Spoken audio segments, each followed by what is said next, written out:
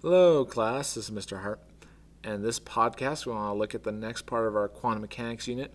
And we want to look at some of the outcomes or things that occur because of what we understand about the quantum wave function. Okay, this cool idea of wave-particle duality, that something behaves like a wave of probabilities until it gets detected.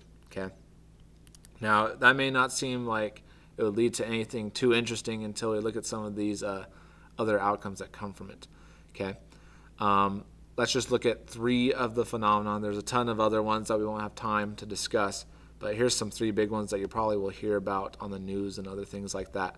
Okay, the first quantum phenomenon we'll talk about is the uncertainty principle.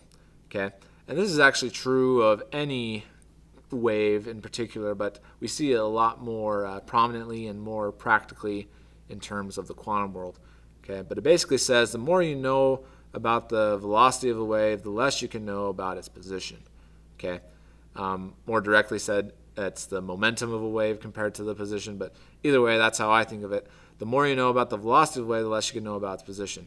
We'll look at that in just a second. Another cool phenomenon is tunneling, and this is probably one of my favorites. When a quantum wave function gets split, okay, it hits a barrier or something like that, an object can appear to tunnel to the other side of the barrier when observed. Okay, so electrons and particles and things like that can actually appear on the other sides of objects. Okay, they look like they just tunneled through to the other side, which is pretty cool. It's kind of weird. We don't see that happen in real life very often, or in our world, right? People don't just like pass through doors or walls or anything like that.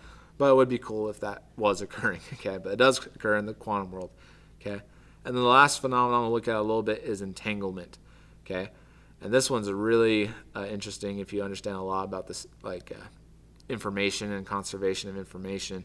But basically it says electrons come in pairs that conserve spin, and they share the same quantum wave function. Okay, and that leads to a very interesting phenomenon with spin, which is pretty cool. Anyway, so let's take a look at each three of these, describe them more clearly. So first one, uncertainty principle. First of all, this was discovered by a man by the name of Heisenberg. Okay, very intelligent man, very intelligent scientist. He discovered the uncertainty principle, kind of one of the big proponents of quantum mechanics. He actually was on the scientists team for the Germans during World War II, and there's a cool story where someone was actually trying to assassinate him to see if there was any scientific information, like a nuclear bomb being developed in Germany or something. And Heisenberg basically was not working as efficiently as he could to help the Germans. So the guy that was actually sent to assassinate him didn't end up killing him because he felt like Heisenberg was actually trying to stop the Germans, and a lot of people believe that he kind of sabotaged their operations and stuff like that. But anyway, it's kind of a cool guy. Really big on quantum mechanics, one of the first people that introduced it, and was a proponent of it before it was big and stuff like that. Basically what he said, though, is the uncertainty principle states that the momentum, or I just think of it as velocity of a wave, and the position of a wave are inversely related in terms of certainty. Okay, here's a little graphic that shows this. Okay, and so if we try to isolate, let's try that again.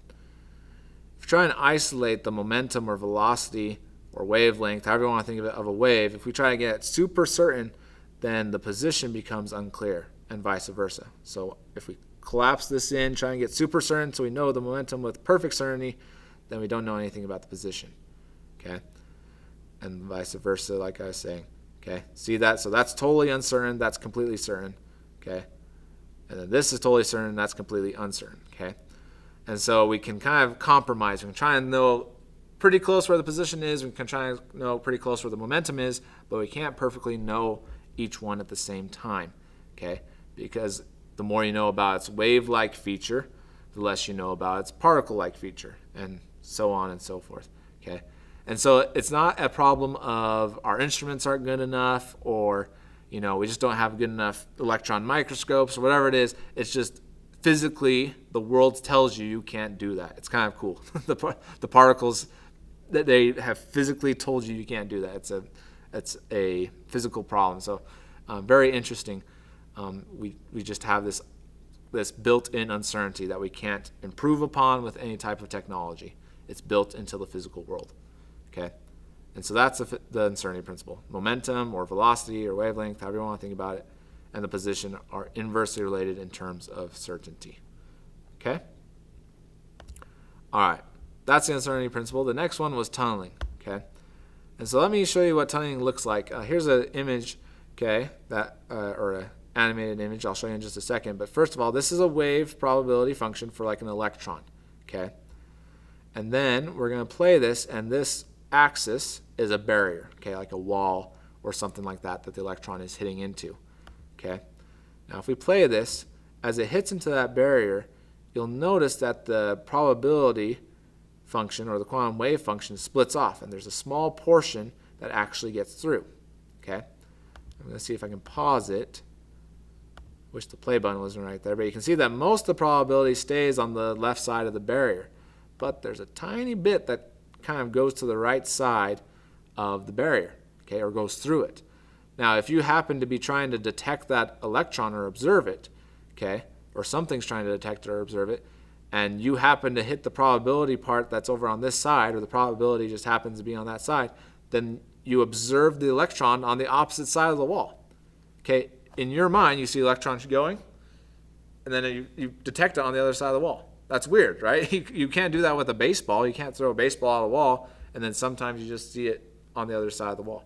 Okay, it's just crazy. So that's what tunneling is. Because we have the probability function, a quantum wave function, some of that wave function actually gets through because it's a wave.